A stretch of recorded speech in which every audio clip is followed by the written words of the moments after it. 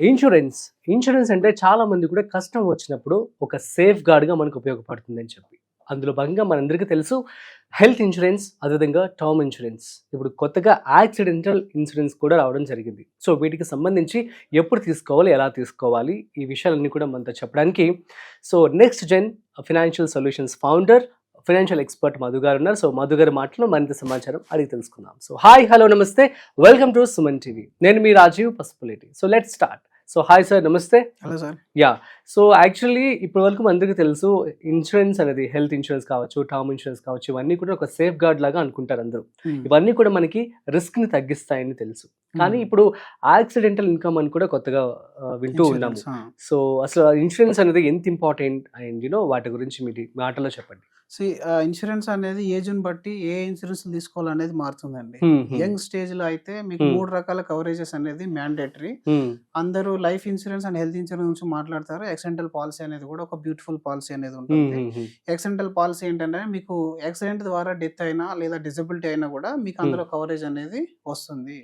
అందులో మీకు children education benefit, అలాగే హోమ్ లోన్ వేవర్, ఇట్లాంటి ఈఎంఐ వేవర్ ఒక 3 months 4 months వరకు, ఇలాంటి చాలా కవరేజెస్ అనేవి ఉంటాయి. వెరీ వెరీ రీజనబుల్ ప్రీమియంలో మనకు దొరుకుతుంది. నిజానికి అసలు ఇన్సూరెన్స్ అని అంటే చాలా మందికి, నేను ఒక పాలసీ కట్టేసాను XYZ పాలసీలో పాపులర్, అందులో ఎంత కవరేజ్ ఉంది, అది దేనికోసం వాడతామని మీరు అడగండి, 90% ఆఫ్ ద పీపుల్ దగ్గర ఆన్సర్ అనేది ఉండదు. పాలసీ ఉంది అనే చెప్తారు తప్ప నేను ఎలాంటి పాలసీ తీసుకున్నాను, దేనికోసం వాడతాను అనే క్లారిటీ అనేది ఉండదు. మనం తీసుకోవాల్సిన 3 పాలసీస్. ఒకటి లైఫ్ ఇన్సూరెన్స్. ఈ రోజు మనం సంపాదిస్తున్నాము, మనం లేని రోజు మన ఫ్యామిలీకి సపోర్ట్ ఏంటి, ఫ్యూచర్ లో ఆస్తి, మనం సంపాదించే ఆస్తిని ముందుగానే పాలసీ రూపంలో చేయాలి మనం. అది లైఫ్ ఇన్సూరెన్స్ టర్మ్ ప్లాన్ అంటాం దాన్ని. అంటే ఈ రోజు మనం ఎంతైతే ఇన్కమ్ మనం సంపాదిస్తున్నామో కనీసం ఆ ఇన్కమ్ నెక్స్ట్ ఒక 20 సంవత్సరాల ప్రొటెక్షన్ లో పెట్టేసి ఈ కవరేజ్ అనేది ఇస్తారు మనకు. అంటే మనకు కనీసం ఒక 1 లక్ష రూపాయలు సంపాదించే వ్యక్తికి 2.5 నుంచి 3 కోట్ల వరకు లైఫ్ ఇన్సూరెన్స్ కవరేజ్ కనుక ఉన్నట్టయితే నెక్స్ట్ ఒక 10 to 15 years వాళ్ళ ఫ్యామిలీకి అది సపోర్ట్ గా ఉంటుంది. అయితే లైఫ్ ఇన్సూరెన్స్ విషయానికి వస్తే చాలా మంది యొక్క మిస్ అండర్స్టాండింగ్ ఏంటంటే తీసుకునేదేమో 50 lakhs, మళ్ళీ 100 years వరకు తీసుకుంటారు, 90 years వరకు తీసుకుంటున్నారు. నిజానికి అవసరం ఏంటండి, మనకి ఇప్పుడు 30 ఏళ్ల తర్వాత మీ దగ్గర ఉన్న 50 లక్షల వాల్యూ ఎంత అవుతుంది, 50 ఏళ్ల తర్వాత ఎంత అవుతుంది, మనకు 100 years తర్వాత ఎంత అవుతుంది? అనవసరమైన దానికోసం ఎక్స్ట్రా ప్రీమియం కడుతున్నారు. అందరు గమనించాలి, మీకు మీ ఎర్నింగ్ పీరియడ్ ఎంత ఉంటుందో అంతవరకు మాత్రమే లైఫ్ ఇన్సూరెన్స్ అవసరము. మీరు 23లో ఉన్నారా, 30లో ఉన్నారా, 60-65కి మీ రిటైర్మెంట్ అనుకుంటే ఆ 65 వరకే మీ కవరేజ్ అనేది తీసుకోండి. లాంగ్ టర్మ్ అనేది అస్సలు తీసుకోవాల్సిన అవసరం అనేది లేదు. మీరు లాంగ్ టర్మ్ తీసుకునే బదులుగా మీ కవరేజ్ ని పెంచుకోండి. మీరు తీసుకునేది 1 కోటి రూపాయలు అయితే 2 కోట్లు తీసుకోండి. టర్మ్ ఇన్సూరెన్స్ యొక్క అసలైన యూజ్ ఎప్పుడు ఉంటుంది అని అంటే ఎర్లీ డెత్ ఉన్నప్పుడు మాత్రమే. మీరు ఇప్పుడు 35 years ఉన్న వ్యక్తి 30 ఏళ్ల తర్వాత చనిపోయాడు అనుకోండి, అప్పటికి వెల్త్ క్రియేట్ అయ్యి ఉంటుంది ఆయన దగ్గర, పిల్లలు పెద్దగాళ్ళు అయిపోతారు, అప్పుడు తీసుకోవాల్సిన అవసరం కూడా ఉండదు. కానీ మన వాళ్ళకి తెలియదు, సార్ ఎప్పుడు చనిపోయినా 50 లక్షలు వస్తాయి, కానీ ఎప్పుడు చనిపోయినా 50 లక్షలు వస్తుంది అని చెప్పేసి ఇప్పుడు ఎందుకు హై ప్రీమియం పేమెంట్ చేస్తున్నాం? దాన్ని ఇన్వెస్ట్మెంట్ చేసుకోవచ్చు. రెండోది ప్రీమియం పేమెంట్. ప్రీమియం పేమెంట్ అనేది చాలా మందికి ఈ ఎన్ని సంవత్సరాలు అయితే పాలసీ ఉందో అన్ని సంవత్సరాలు కడతా అంటున్నారు, దాన్ని రెగ్యులర్ పేమెంట్ అంటారు. అది కూడా తీసుకోవద్దు. ఎందుకంటే పాలసీ రిన్యువల్ చేయడం అనేది ఒక 10 సంవత్సరాలు 12 సంవత్సరాలే చాలా ఇబ్బంది.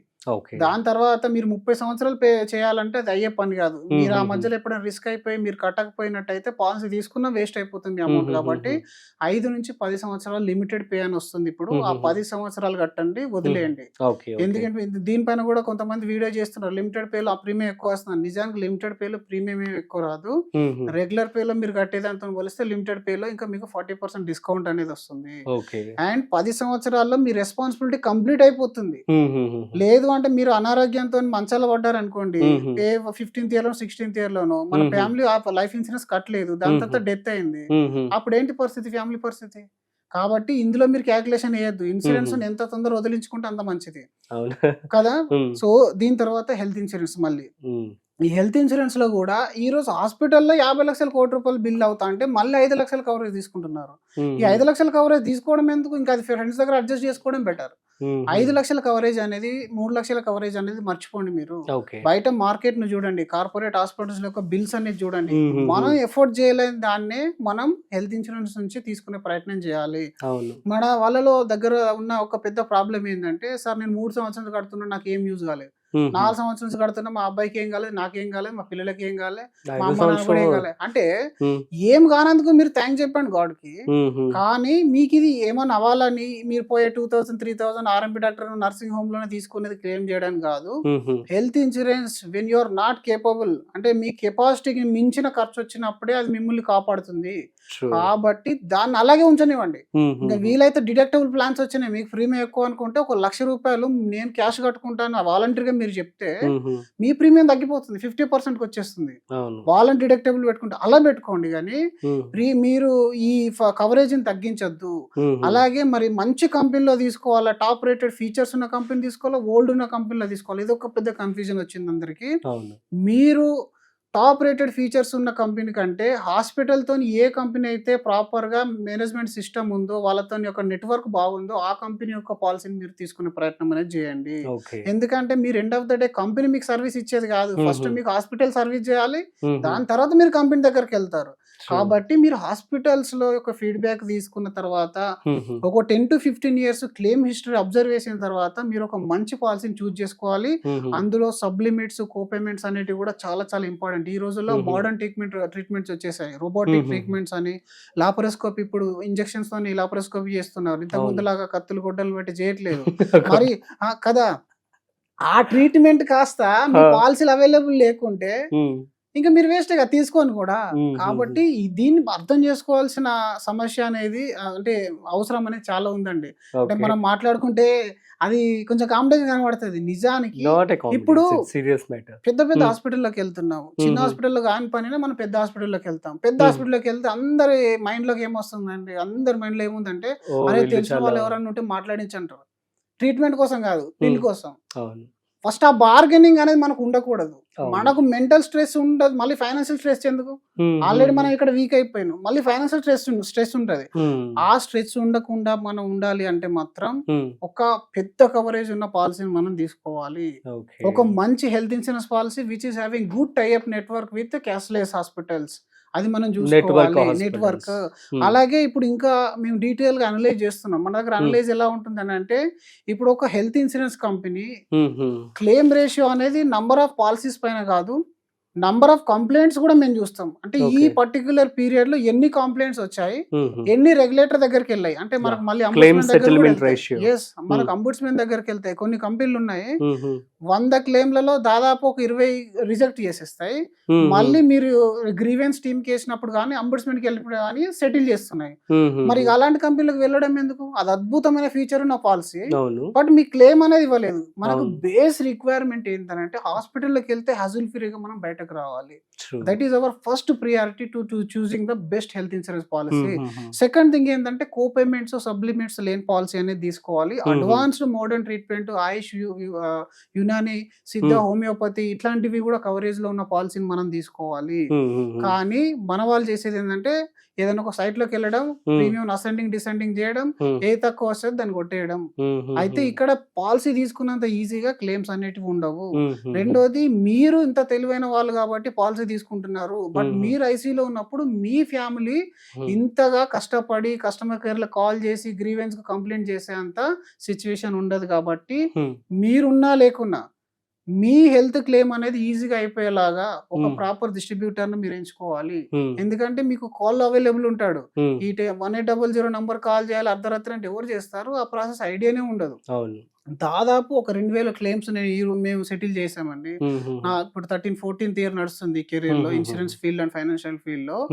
చాలా చాలా అంటే చిన్న చిన్న మిస్టేక్స్ క్లెయిమ్ రిజెక్ట్ అవుతా ఉంటాయి.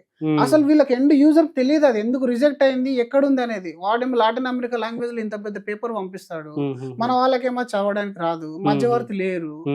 ఇక్కడ ఏమనుకుంటాము, మధ్యవర్తి ఉంటే వాళ్ళకి ఏదో కమిషన్ పోతుందో ఇంకేదో డైవర్ట్ చేస్తారని మనం అనుకుంటాం. కానీ ఆ అసలైన అవసరం వచ్చినప్పుడు ఒక మధ్యవర్తి చేసే పని బయట పోర్టల్స్ అనేటివి చేయవు. కాబట్టి మంచి వాళ్ళని చూసుకోవాలి. ఇప్పుడు నేను ఒక క్లెయిమ్ లో కోయంబత్తూరులో ఉన్నాను, అప్పుడు as a general manager work చేసినప్పుడు ఒక అడ్వైజర్ తన కూతురు బర్త్డే వదిలేసుకొని హాస్పిటల్లో ఉన్నాడు. నేను కూడా వెళ్ళాను ఆ క్లెయిమ్. అంటే క్యాన్సర్ క్లెయిమ్ అది ఆల్మోస్ట్ ఒక 70 lakhs ఉంది, రిజెక్ట్ అయిపోయింది క్లెయిమ్. ఆయనకు ఇంకా అడ్వైజర్ అసలు ఇంటికెళ్ళే మూడ్లో లేడు, ఎందుకంటే ఇచ్చింది ఈయననే. రేపు పొద్దున క్లెయిమ్ రాకపోతే ఎలా అని చెప్పాను. సార్ అదేంటి సార్ మరి మీరు ఇంట్లో ఫస్ట్ బర్త్డే అంటున్నారు అని అంటే, సార్ బర్త్డే నేను వెళ్ళకుండా నడుస్తుంది కానీ నేను అక్కడ సంతోషంగా ఉండలేనని చెప్పాడు. అంటే మీరు చూడండి, మీరు ఆయనకు ఒక 10% కమిషన్ ఇచ్చింది కావచ్చు ఆ పాలసీ, 5% 10% ఇచ్చి ఉండొచ్చు, కానీ అంత ప్రీషియస్ మూమెంట్ కూడా వదిలేసుకొని మీకోసం అక్కడ ఉన్నాడు. సో దే ఆర్ రియల్లీ మనకు కనబడని హీరోస్. సో అట్లాంటి అడ్వైజర్స్ మీరు చూస్ చేసుకోవాలి. ఒక మంచి అడ్వైజర్ ఏంటంటే ప్రతి ఒక్కరు ఇప్పుడు మిస్కన్సెప్షన్ ఏముందనంటే ఇన్స్టాగ్రామ్లలో అక్కడిక్కడ మీరు డైరెక్ట్ లో తీసుకోండి, మా పోర్టల్ లింక్ లో ద్వారా తీసుకోండి, మేము ఇక్కడ చేస్తాము అక్కడ చేస్తాము, 10% డిస్కౌంట్ ఇస్తాం, ఇవన్నీ ఫాల్స్ కమిట్మెంట్. మీరు ప్రాపర్ అడ్వైజర్ ని ప్రాపర్ కంపెనీ సెలెక్ట్ చేసుకున్నారంటే అద్భుతంగా ఉంటుంది. హెల్త్ ఇన్సూరెన్స్ పాలసీలో మాత్రం చాలా చాలా చాలా ఇంపార్టెంట్. సో మీరు బయట వచ్చే ఇట్లాంటివి టెంపరీ కమిట్మెంట్స్ కానీ టెంపరీ మీకు ఇచ్చే గిఫ్ట్ల కోసం కానీ ఆశపడకండి. మంచి అడ్వైజర్ దగ్గర తీసుకోండి. హెల్త్ ఇన్సూరెన్స్ లో మోసం చేయడానికి ఉండదు. సింపుల్ గా చెప్తున్నాను, హెల్త్ ఇన్సూరెన్స్ ఎవరు మిమ్మల్ని మోసం చేయలేరు, అసలు చేసినా దొరికిపోతారు వెంటనే. కాబట్టి హెల్త్ ఇన్సూరెన్స్ ఆ విధంగా మీరు ప్లాన్ చేసుకోవాలి. ఏ ఇన్సూరెన్స్ అయినా సరే తీసుకునే ముందు దాని పర్పస్ ఏంటనేది ఆలోచించుకోవాలి. కాబట్టి ఏదో మన పాప పేరు మీద ఒక పాలసీ కట్టాము, బాబు పేరు మీద ఒక పాలసీ కట్టాము, బాబుకి ఏం అవసరం, బాబుకి అవసరం లేదు పాలసీ. అసలు సెంటిమెంట్ తో నమ్మే వాళ్ళని ఇప్పుడు ఇంకా రానివ్వకండి మీ దగ్గరికి. సెంటిమెంట్ అవసరం లేదు. నాకు ఇది ఇన్వెస్ట్మెంట్ ప్లాన్ అయితే ఎన్ని సంవత్సరాలకు ఎంత వస్తుంది, అందులో వచ్చి ఇంట్రెస్ట్ ఎంత అడగండి, సింపుల్. ప్రొటెక్షన్ ప్లాన్ అయితే నేను పోతే ఎంత, హాస్పిటల్లో పడితే ఎంత వస్తుంది. ఇవి 2 క్వశ్చన్స్ మీరు ప్రాపర్ గా అడిగినట్టయితే అది అడ్వైజర్ ప్రాపర్ అడ్వైజరా కాదా అనేది మీకు తెలిసిపోతుంది. కాబట్టి ఇట్లాంటివి మీరు కొంచెం గమనించి తీసేసుకోవాలి. రెండవది, ఇన్సూరెన్స్ కట్టి ఏం బ్యాంక్రప్ట్ గారు, కానీ మీరు కట్టకపోతే ఫ్యామిలీ మొత్తం బ్యాంక్రప్ట్ అయిపోతుంది. కాబట్టి life and health insurance pure protection అనేది మీరు తీసేసుకోండి. దాని తర్వాత ఇన్వెస్ట్మెంట్ అనేది ఇంకా అది మీ ఇష్టం ఎక్కడ ఇన్వెస్ట్మెంట్ చేస్తారో. బట్ ఇన్సూరెన్స్ లేకుండా మీరు ఏ ఇన్వెస్ట్మెంట్ చేసినా బూడిదలో పోసినా పన్నీర్ అవుతుంది. అది ఏదో రోజుకు అది మీ చేతుల నుంచి జారిపోతుంది.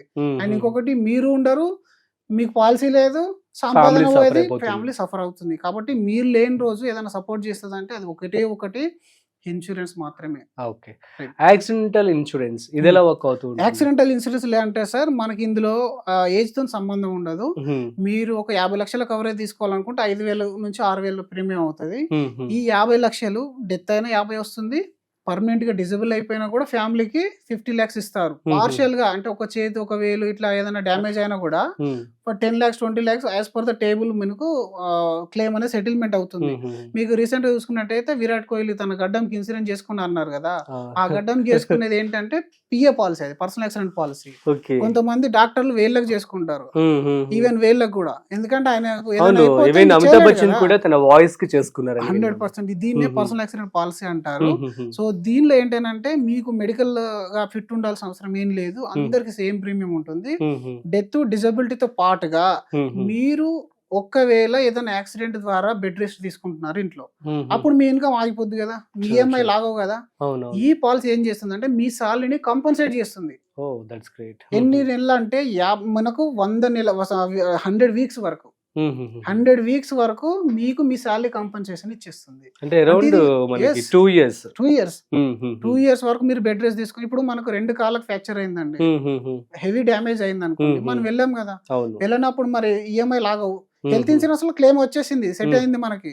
బట్ మనం ఇక్కడ పని చేయని రోజులు ఏదైతే ఉంటుందో, ఈ యాక్సిడెంట్ వల్ల జరిగిన ఆర్థిక నష్టాన్ని ఈ పాలసీ అనేది మీకు ప్రొవైడ్ చేస్తుంది. మనకు వీక్లీ 50,000 వరకు కొన్ని పాలసీలు, ఈవెన్ కొన్ని కంపెనీస్ అయితే మీ సాలరీ 50,000 లేకున్నా వీక్లీ 50,000 ఇచ్చే పాలసీలు ఉన్నాయి. అట్లాంటి పాలసీలు మీరు HDFC, టాటా ఇట్లాంటి పాలసీలు మీరు చూస్ చేసుకున్నట్టయితే వీక్లీ 50,000 మీరు బైక్ మీద స్కిడ్ అయ్యారు, ఒక 2 నెలలు వెళ్ళలేదు, నిజానికి ఎంత సంపాదిస్తారు, ఇంట్లో ఉండి ఎక్కువ సంపాదిస్తారు సాలరీ కంటే. రియల్ గా ఉన్నాయి అట్లాంటి కేసెస్. ఇప్పుడు మీరు 3 పాలసీస్ ఖచ్చితంగా తీసుకోవాలంటారు. 100% మీరు లైఫ్ ఇన్సూరెన్స్ మనం లేనప్పుడు, హెల్త్ ఇన్సూరెన్స్ మనకు మెడికల్ ఏదైనా ఇష్యూ వచ్చినప్పుడు, మనకు యాక్సిడెంటల్ ఇన్సూరెన్స్ ఎందుకనంటే యాక్సిడెంట్ అయ్యి మనం బెడ్ రెస్ట్ అయినప్పుడు లేదా డిజబుల్ అయిపోయినప్పుడు పనిచేస్తుంది. ఇందులో మీకు 3 నెలల ఈఎంఐ కూడా కడతారు ఈ పిఏ పాలసీలో. ప్లస్ అంతేకాకుండా చిల్డ్రన్ ఎడ్యుకేషన్ సపోర్ట్ అనేది కూడా ఉంటుంది, ఎయిర్ అంబులెన్స్ సపోర్ట్ అనేది ఉంటుంది. ఇవన్నీ సింపుల్ ఫీచర్స్ 5,000-6,000 వచ్చేస్తాయి మీకు. ఈ పాలసీ అనేది ప్రతి ఒక్కరు చూస్ చేసుకోవాలి. బట్ ఇన్కమ్ ప్రూఫ్ అనేది మ్యాండేటరీ. మీరు ఏదైనా ఒక పని చేస్తుండాలి లేదా మీకు ఐటీఆర్ అనేది ఉండాలి. సో ఇలా 3 పాలసీలు తీసుకున్న తర్వాత మీరు ఏ ఇన్వెస్ట్మెంట్ అయినా ప్లాన్ చేసుకోండి. వీటన్నిటి కలిపి కూడా మీ ఇన్కమ్ లో సంవత్సరం ఇన్కమ్ లో 10% కూడా కాదు. అవును. ఆ 10% లోపలే మీకు ఈ 3 పాలసీ కవరేజ్ వస్తాయి. దీన్ని ఇగ్నోర్ చేయకుండా ఉంటే ఫ్యామిలీ సెక్యూర్ గా ఉంటుంది, మీరు ఆర్థికంగా బాగుంటారు. సూపర్ అండి, thank you so much. Thank you so so much. చాలా మంచి విషయం అయితే మీరు పంచుకోవడం జరిగింది. హే గైస్, అర్థమైంది కదా. సో మరి మీరు ఎక్కడైనా ఇన్వెస్ట్మెంట్ చేసేటప్పుడు సో మీ డబ్బులు సేఫ్గా ఉండాలి, మీ యొక్క ఫ్యామిలీ సేఫ్గా ఉండాలి, హెల్త్ సేఫ్గా ఉండాలి కాబట్టి. అండ్ ఇప్పుడు యాక్సిడెంటల్ కూడా, సో మూడింటికి సంబంధించినటువంటి ఇన్సూరెన్స్ అనేది చాలా చక్కగా వివరించారు మధు గారు. సో మీకు అందరికీ అర్థమైంది కదా, ఇది మీ యొక్క యాన్యువల్ ఇన్కమ్లో నాట్ ఈవెన్ 10%. సో కాబట్టి ఫస్ట్ మీరు ఈ యొక్క ఇన్సూరెన్స్ పాలసీస్ తీసుకున్న తర్వాత మాత్రమే పెట్టుబడి పెట్టండి, సో దట్ వాటికి ఒక వాల్యూ ఉంటుంది. లేదంటే ఫ్యామిలీ కూడా ఆబ్వియస్లీ కష్టంలోకి వెళ్ళిపోయే ఛాన్స్ ఉంటుంది. సో కాబట్టి మీ అందరికి అర్థమని చెప్పి అనుకుంటున్నాను. మీకు కనుక ఏమైనా డౌట్స్ ఉన్నట్లయితే కామెంట్ చేయండి, మేము మీకు రిప్లై ఇస్తాము. ఎట్ ది సేమ్ టైం కింద స్క్రోల్ అవుతున్నటువంటి నెంబర్కి మీరు కాల్ చేయండి. సో మధు గారు మీకు క్లియర్గా డౌట్స్ అనేవి క్లారిఫికేషన్ చేయడం జరుగుతుంది. That's it. సో మరొక ఇంట్రెస్టింగ్ కాంటెంట్తో మళ్ళీ కలుద్దాం. అంతవరకు చూస్తూనే ఉండండి Suman TV. This is Rajiv signing off. Video నచ్చినట్లయితే like, share and subscribe. Thanks for watching.